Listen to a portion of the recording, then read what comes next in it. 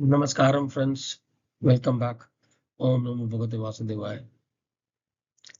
In our last session, chapter 10, we have discussed the Lord's glorious manifestations called divine manifestations. And what we have seen is that Lord Krishna reveals the greatness and all pervading nature of the Supreme Divine. He explained that He is the source of all creation, the origin of God, sages, and all beings. And those who understand this truth with devotion become steadfast in Him. So, while describing His manifestations, He has said that He is the highest, greatest, most powerful, beautiful, and glorious, such as the self in all beings. Vishnu among the Adityas, the sun among lights, the mind among the senses, the Himalayas among mountains, and the Ganges among rivers. Through these examples, he teaches Arjuna to recognize the divine presence in the excellence, splendor, and greatness found throughout the universe. So finally, Krishna declares that the entire universe is sustained by merely a fraction of his infinite glory, emphasizing that all existence is pervaded by the supreme reality.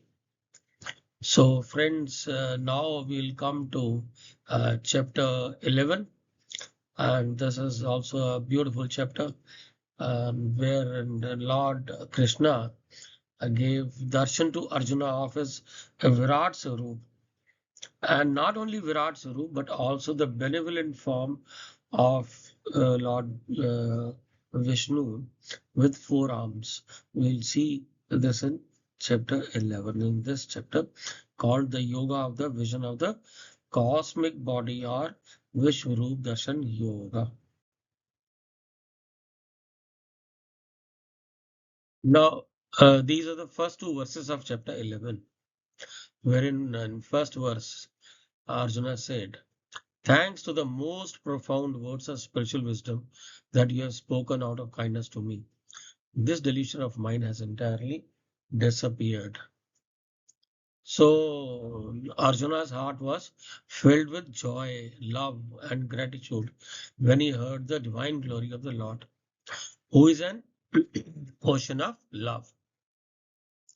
Arjuna thought how kind it was of the Lord, who is the supreme ruler of all the worlds, to acknowledge an insignificant creature like him as his lover and go on openly revealing to him the closest guarded secrets of his own glory. In the second verse, he says, Krishna, I have heard from you in detail an account of the evolution and dissolution of beings, and also your immortal glory.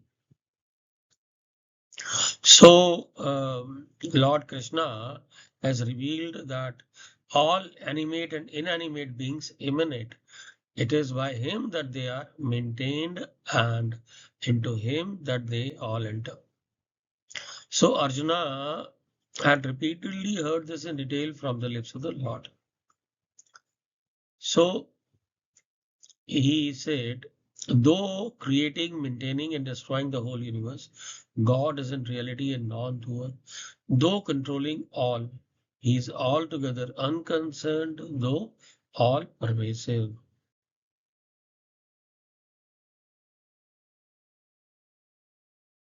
So in the third verse, uh, Arjuna continues, Lord, you are precisely what you declare yourself to be, but I long to see your divine form, which is possessed of wisdom, glory, energy, strength, valor, and effulgence. So, please show me your divine form. He continues, Krishna, if you think that it can be seen by me, then reveal to me your imperishable form. Please reveal to me your imperishable form. So, his yearning for a vision of that divine form was irresistible. And as the knower of all hearts, it was open to the Lord to examine and ascertain whether their desire was genuine and intense. If it was found true, it established as eligibility for that vision. So we'll see what Bhagavan replies.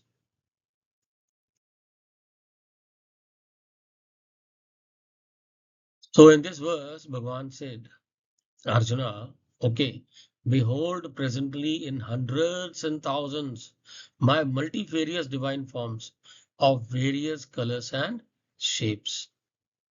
Now the Lord calls upon Arjuna to witness innumerable forms huddled together in his cosmic body. Now in this verse, there is one word, Nana Vidhani. Nana Vidhani means that the forms comprised in the cosmic body were not homogeneous but heterogeneous in character. That is, they belong to different species such as gods, human beings, and other lower forms of beings, both animate and inanimate.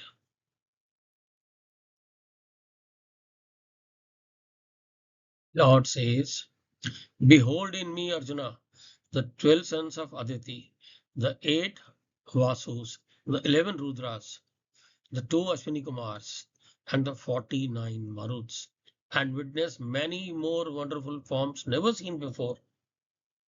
So, by naming these varieties in particular, the Lord intends to convey that all the gods of heaven were to be seen in his cosmic body. Bhagavan says, but surely you cannot see me with these human eyes of yours. Therefore, I vouchsafe to you the divine eye. With this, you behold my divine power of yoga.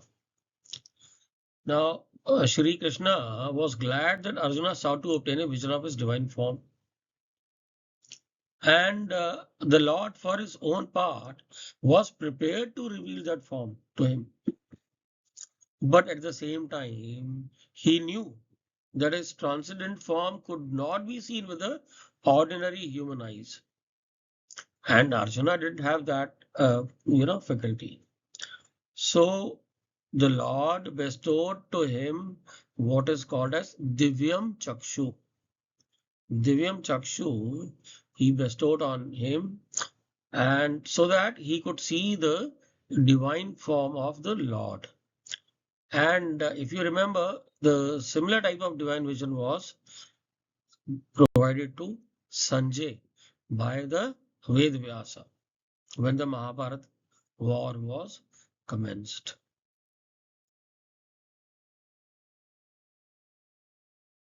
So Arjuna saw the supreme deity possessing many mouths and eyes, presenting many a wonderful sight, decked with many divine ornaments, wielding many uplifted divine weapons, wearing divine garlands and clothes. Bees made all over with divine sandal pastes, full of all wonders, infinite and having faces on all sides. So there is one word in the first line of the verse, which is known as Adbhut Darshanam. Adbhut Darshanam. Now, Darshanam means a sight which has never been seen before and which is strange and marvelous in character is called Adbhut Darshanam. So, in that cosmic body of the Lord, Arjuna beheld innumerable sights. So, the form which Arjuna saw was adorned with innumerable such divine ornaments and divine weapons, and his cosmic form had many garlands hanging from his neck, and clad in various kinds of beautiful and shiny costumes. And that which is infinite and is unbounded by space is called Ananta. So the cosmic body of the Lord beheld by Arjuna was limitless in dimension. Hence, the term is used as Ananta. And the numberless faces forming part of that cosmic body of the Lord were spread all over the universe. Hence, he has been styled Vishvato Mukham. Last word of the second verse is Vishvato Mukham. That is infinite then infinite faces forming part of the cosmic body of the Lord. And you want to see that form, we'll show. So, friends, this is the Virat Swarup of Lord as we can depict in this picture. Let us bow down to him and his Virat Swarup, which was shown by Lord to Arjuna. And apart from Arjuna, according to Bhagavad Gita, there is only one person who could see this form was Sanjay, because Sanjay was also given the divine chakshu, divine vision. And there is also a confusion whether Bhishma Pitama also saw this form, but it's not confirmed. But uh, in Mahabharata, it is written that he also saw that. But in Bhagavad Gita, according to Bhagavad Gita, only two persons saw this divine form. One was Arjuna, and another one was Sanchi.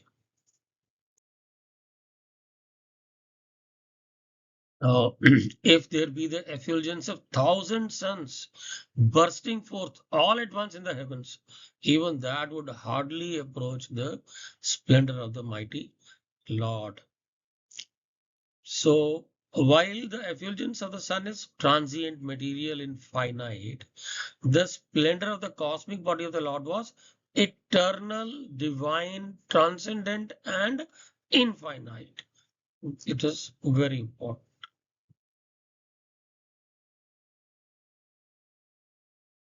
In the last few verses, Arjuna described how he saw Lord, and he was getting a bit frightened because he saw Bhagwan in a ferocious roop, and then he also saw that Dronacharya and Kaurva army were entering his various mouths, and so that was a dreadful sight. And then he bowed down to him, and Bhagwan said, he said, I am inflamed Kal, the eternal time spirit, the destroyer of the worlds. I'm out to exterminate these people.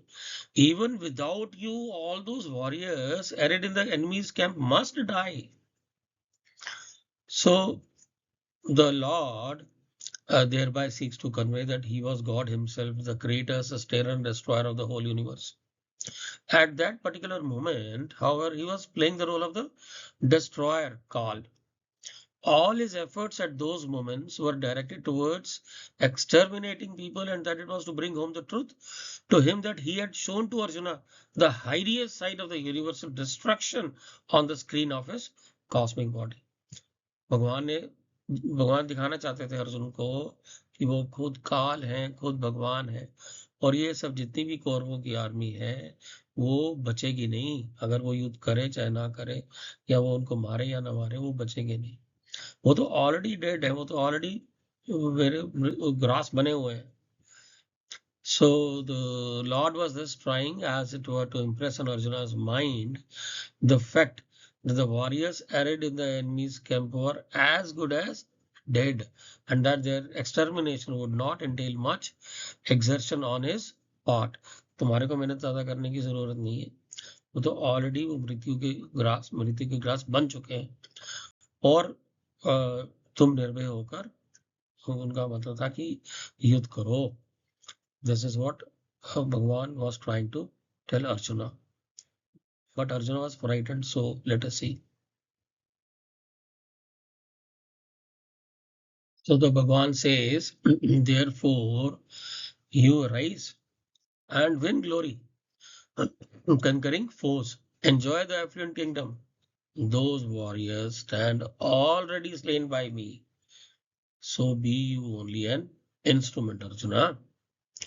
So the Lord clearly now shows to Arjuna to so that he wins and gets glory and conquering foes to enjoy the affluent kingdom. So the Lord has given the clear indication to him that he was sure to attain victory over his enemies. Moreover, he would not be really required to kill his foes, since he had actually seen with his own eyes that they had all been already killed by the Lord. उसने खुद देख लिया कि वो भगवान के मुंह में जा रहे थे मृत्यु क्रॉस बनकर. So Arjuna would only enjoy the repetition of having vanquished and killed his enemies. तो इसलिए उसको बिल्कुल भी इसका इसमें सोचना नहीं चाहिए, इसको बिल्कुल सोचना नहीं चाहिए. And he should start the war without further thinking.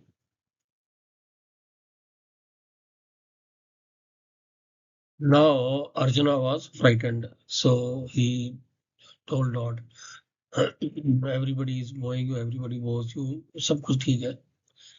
Then he says, having seen your wondrous form, which was never seen before, I feel transported with joy. But at the same time, my mind is tormented by fear. So I pray to you, please reveal to me that divine form, the form of Vishnu with four arms, that benevolent form. So I would like to see that. So be gracious, so please show me that. So Arjuna obviously points to the alternate feelings of joy and fear. उसको खुशी भी थी लेकिन डर भी था. डर भी गया, वो फॉर्म इतना बड़ा देकर, इनकी इनफाइनाइट फॉर्म देखकर डर भी गया.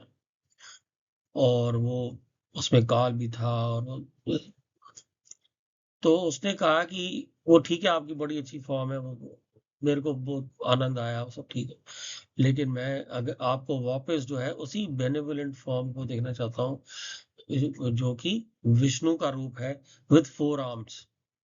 So he said that please show me that.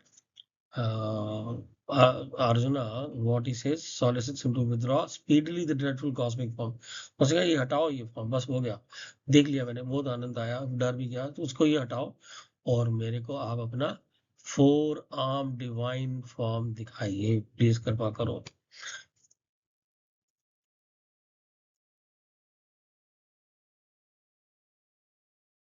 भगवान कहते हैं ठीक है, मैं तुम्हारे को अपना वो फॉर्म दिखाता हूँ. फिर अब संजय कहता है, having spoken thus to Arjuna, Bhagwan Vasudev again showed to him in the same way his own four-armed form, and thus assuming a gentle form. The high-souled Shri Krishna consoled the frightened Arjuna. तो वो तो डर गए थे, तो अर्जुना डर गया था, तो उनको फिर भगवान ने कहा कि ये जो मेरा फॉर्म था, कॉस्मिक फॉर्म, कोई नहीं देख सकता. वेद पढ़ लो, कुछ कर लो, वो ये देखने का वो नहीं देख सकता. तो सिर्फ तुम्हारे को ही दिखाया है मैंने. तो ठीक है, अगर तुम वो चाहते हो वो वाला फॉर्म, तो मैं वो भी फॉर्म आपको दिखाता हूँ. भगवान कहते हैं, this form of mind with four arms which you have just seen is exceedingly difficult to perceive. Even the gods are always eager to behold this form. So the eternal four-armed form existing beyond Maya and adorned with divine attributes, which Arjuna saw only a few minutes back, could be perceived only by one who is exclusively devoted to the Lord and on whom the divine grace fully shines. So when gods themselves are always yearning to behold that form, and yet all of them are unable to see it, it is as much more difficult for ordinary human beings to perceive it.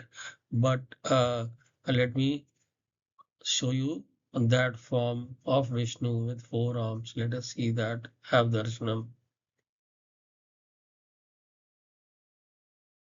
ओम नमो भगवते वासुदेवाय.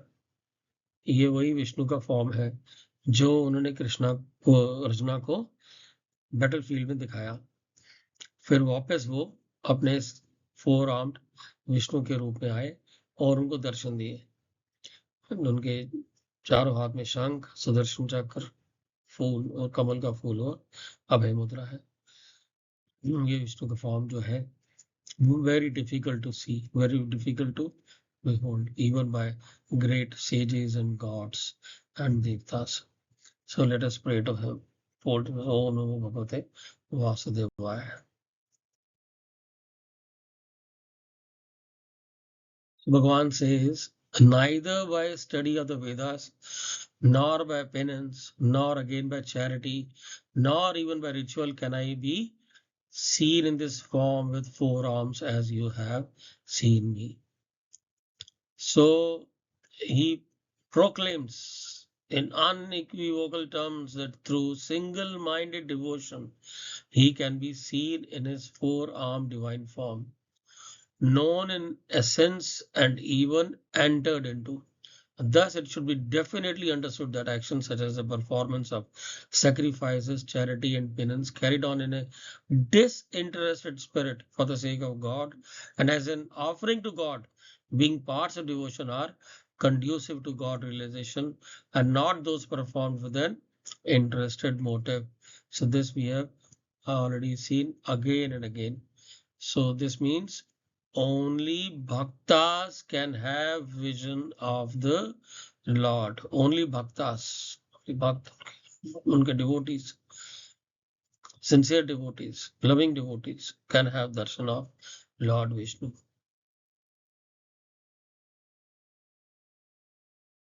So, through single-minded devotion, however, I can be seen in this form, known in essence and even entered into. Oh, Arjuna. So, developing exclusive love for God and devoting once for all, one's mind, senses, body, wealth, tan man dhan जिसे कहते हैं, सब कुछ, and all other worldly possessions entirely to his service, regarding them as belonging to him, is what is spoken of here as single-minded devotion. सब कुछ आपका है, surrender करो, और कुछ काम भी करना है तो भगवान की सेवा के लिए हम काम कर रहे हैं. The practice of Sankhya Yoga has been declared as means of realizing the attributeless Brahma or the absolute. And this is wholly true, but it cannot be maintained that the practice of Sankhya Yoga will bring one face to face with the divine four-armed form of God endowed with attributes. So God is not bound to appear in an embodied form before one who treads the path of knowledge. तो ज्ञानियों को ज्ञानियों का जो लोग चलते हैं, those who worship formless God, formless without attributes, उनको इन विष्णु भगवान के या विद फोर आर्म्स के दर्शन नहीं होते. उनको नहीं होती क्योंकि उनका रास्ता अलग है. वो फॉर्मलेस, एट्रीब्यूटलेस, अनमैनिफेस्ट फॉर्म में उनकी पूजा करते हैं. So God is not bound to appear in an embodied form. So hence it is single-minded devotion as the only means of attaining God vision.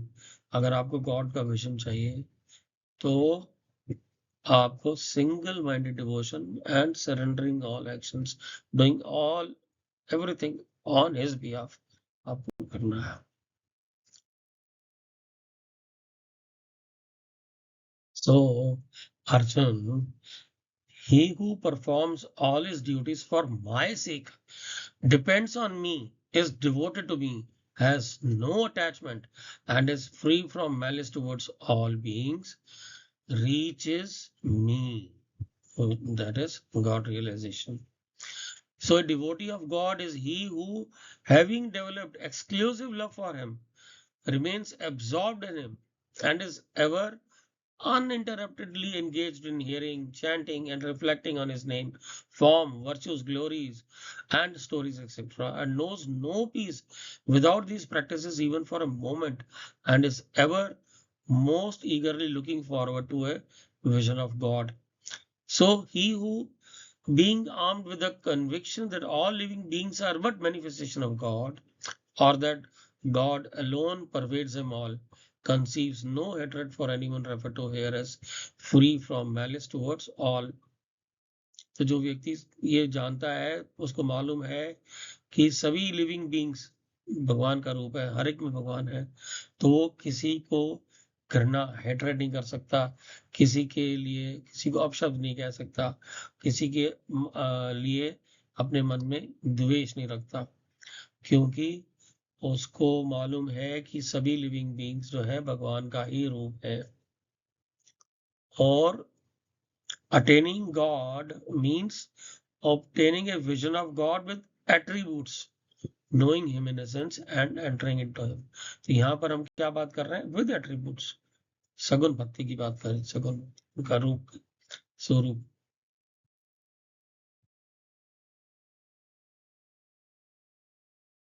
So friends, now we are coming to the end of the chapter 11. Very beautiful chapter, and which is known as the vision of the cosmic body or Vishvarupa Darshana Yoga. So we have seen that it reveals the magnificent universal form of Lord Krishna to Arjuna. And after hearing Krishna's teachings about his divine manifestations and supreme nature, Arjuna asks to see his cosmic form. Arjuna ने बोला मेरे को दिखाओ. Krishna grants him first divine vision, कि उसके बिना तो देख नहीं सकता, through which Arjuna beholds countless faces, eyes, arms, ornaments, and weapons, with the entire universe appearing within Krishna. He sees the gods, sages, celestial beings, and all warriors of both armies entering the blazing cosmic form, some being crushed between its terrifying teeth. Overwhelmed with wonder and fear, Arjuna realizes that Krishna is not merely his friend and charioteer, but the Supreme Lord, the eternal source, sustainer, and destroyer of all creation. Krishna declares that he is time, the mighty destroyer of worlds. काल है वो भी बताया उन्होंने. And that the destruction of the warriors has already been ordained. वो तो पहले वो तो पहले मर चुके हैं, तुमने क्या मारना. So Arjuna should therefore become merely an instrument and perform his duty without attachment. So उसके बाद finally at Arjuna's request Krishna withdraws the universal form. वो डर गया तो उन्होंने बोला नहीं इसको हटाओ, आप मेरे को अपनी बेनिवोलेंट फॉर्म, विष्णु की फॉर्म विद 4 आर्म्स, बस उसी में मेरे को दर्शन दो दोबारा से. तो उसमें फिर कृष्णा ने उनको वैसे दर्शन दिए Vishnu form. So this chapter teaches that the supreme reality encompasses the entire universe, that all events unfold according to the divine order, and that the highest path is to surrender to God, perform one's duty selflessly, and become an instrument of the divine. So, okay then, Om Namo Bhagavate Vasudevaya, Hare Krishna. We'll come back. Thank you.